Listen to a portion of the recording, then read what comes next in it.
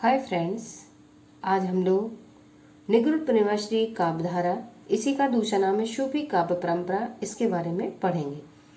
आज सूफी काव्य परंपरा जो मैं पढ़ाऊंगी उसमें कितने इम्पोर्टेंट प्रश्न आप लोगों के लिए परीक्षाओं में अभी तक आ चुके हैं और आगे परीक्षाओं में मिल सकते हैं।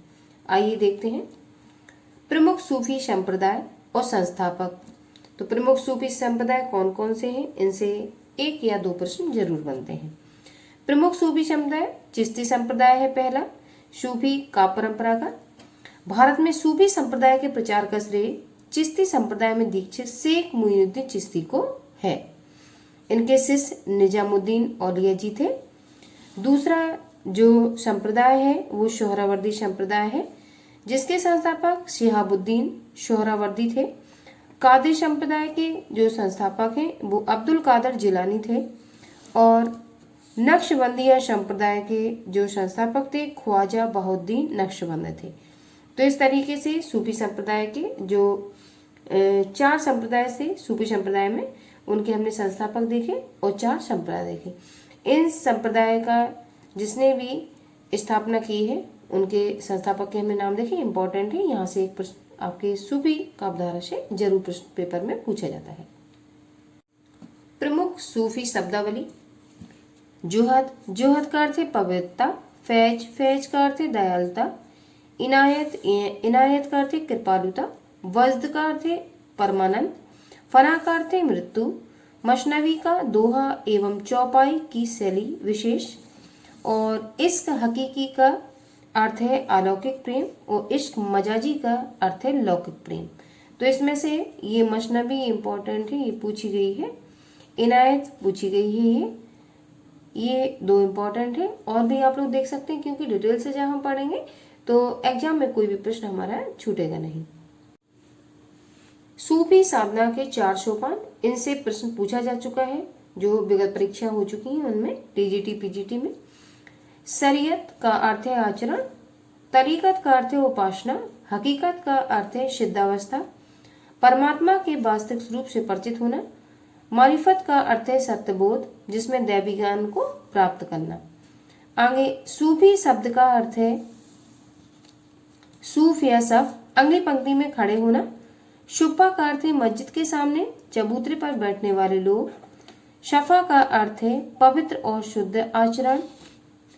सूफिया का अर्थ है ज्ञानी और सूप का अर्थ है ऊन का जोड़ा।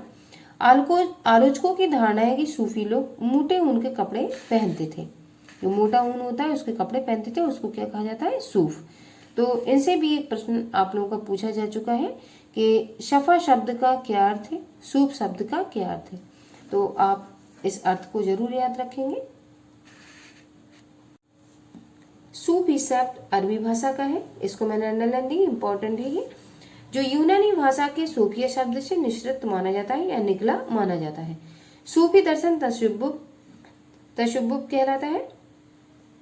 सूफी संतों में उल्लेखनीय महिला शादिका राबिया को माना जाता है, जो 8वीं शताब्दी की है। सूफी दर्शन तशब्बुब में मानव जीवन को सफर और साधक को यात्री माना जाता है। मसनबी शैली जो सूफी का परंपरा की इंपॉर्टेंट शैली है, यह दोहा एवं चौपाई की विशेष शैली है। आगे हिंदी के प्रथम सूफी काव्य के संबंध में विद्वानों की कुछ मत है, ये इंपॉर्टेंट है। आलोचक, कवि, काव्य और समय मैंने लिखा हुआ है। आचार्य रामचंद्र शुक्ल ने जो कवि हैं कुतुबन, उनका जो काव्य है मृगावत, जिसका समय है 1503 ईस्वी। यहाँ से प्रश्न आपका नेट में ये जो सन है इनको मिलाने के लिए पूछा जाता है। आचार्य हरिहर प्रसाद द्विवेदी ने जो कवि माने विश्वदास को माना है, इनका काव्य सत्यवती कथा है और समय इनका 1501 ईस्वी है। डॉक्टर रामकुमार वर्मा ने किसको प्रथम कवि माना है? मुल्ला दाऊद को माना है। काव्य कौन सा है? चंदायन है। समय क्या है? 1379 ईस्वी। डॉक्टर नगेंद्र ने इशायत को माना है और इनके काव्य का नाम है हंसावली और इनकी समय सीमा है 1370 ईस्वी। तो जो विद्वान है, आलोचक है, किसी विद्वान ने कुतुबन जो कवि हैं और उनका काम मृगावती को प्रथम काव्य माना है सूफी काव्य परंपरा का, किसी ने सत्यवती कथा को माना, किसी ने चंदायन, किसी ने हंसावली को। तो जिसने जिस काव्य को प्रथम माना है उसके आगे मैंने आलोचक का नाम लिख दिया है। तो प्रश्न यहाँ से कई बार बनते हैं और आपको ये जो मैंने सीरीज लिखी हुई है आपको तैयार होनी चाहिए विद सन। सूफी जो प्रमुख कवि हैं उनके मैंने नाम नोट डाउन किए हैं। आइए देखते हैं सूफी जो प्रमुख कवि हैं वो कौन कौन से हैं। सबसे पहले मलिक मोहम्मद जायसी, मंझन, कुशललाल, नंददास, जटमल, नारायण, आलम, उस्मान, पुहेकर, गणपति, कुतुबन, इशायत, शेख नबी, नूर मोहम्मद, कासिम साहब। तो इतने सारे जो कवि मैंने लिखे हैं वो सूफी काव्य परंपरा को फॉलो करते हैं। आगे राजस्थानी भाषा के प्रमुख प्रेम आख्यानक काव्य कौन कौन से, आइए देखते हैं जो राजस्थानी भाषा में लिखे गए हैं। तो हंसावली, लखन सेन पद्मावती कथा, माधवानल कामकंदला, प्रेम विलास प्रेमलता की कथा, और अगला है 5वां छिताई वार्ता। ये राजस्थानी भाषा में लिखे गए प्रेम आख्यानक काव्य हैं। ब्रजभाषा के उल्लेखनीय प्रेम आख्यानक काव्य है नंददास कृत रूपमंजरी, जौन कवि के प्रेम आख्यानक काव्य ये ब्रजभाषा में लिखे गए हैं। अवधी भाषा के उल्लेखनीय प्रेम आख्यानक काव्य, ये जो तीनों भाषाएं मैंने बताई हैं ये मिक्स कर से प्रश्न से पूछे जा सकते हैं। तो इसलिए आपको पता होना चाहिए तीनों कि कौन सी भाषा में कौन सा काव्य जो सूफी काव्य वो लिखा गया है। अवधी भाषा के उल्लेखनीय प्रेम आख्यानक काव्य ये इंपॉर्टेंट है, यहाँ से प्रश्न पूछे जाते हैं। पहला चंदायन, ज्ञानदीप, यूसुफ जुलेखा, शतवती कथा, हंस जवाहर, मधुमालती, मृगावत, चित्रावली, इंद्रावती, पद्मावत, रसरतन, अनुरागवासरी, ये आपके अवधी भाषा में लिखे गए प्रेम आख्यानक काव्य। आगे टिप्पणी में इतिहास पर आधारित 2 प्रेम आख्यानक काव्य है, जायसीकृत पद्मावत और नारायण दास कृत छिताई वार्ता। ठीक है, तो ये इतिहास पर आधारित 2 प्रेम आख्यानक काव्य है। हिंदी प्रेमाख्यानक काव्यों की सामान्य विशेषताएं, तो हम जो प्रेमाख्यानक काव्य है उसकी सामान्य विशेषताएं देखेंगे कौन कौन सी है। मुसलमान कवियों द्वारा काव्यों का प्रणयन एवं मसनवी शैली का प्रयोग।